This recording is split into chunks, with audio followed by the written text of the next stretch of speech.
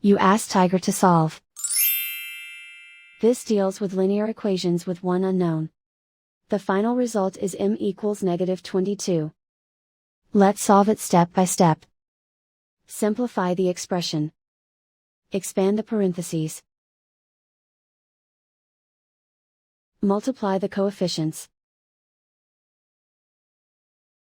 Simplify the arithmetic.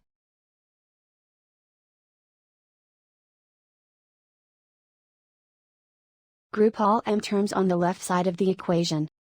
Subtract 5m from both sides. Group like terms. Simplify the arithmetic.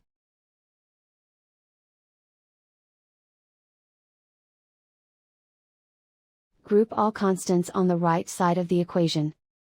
Subtract 22 from both sides. Simplify the arithmetic.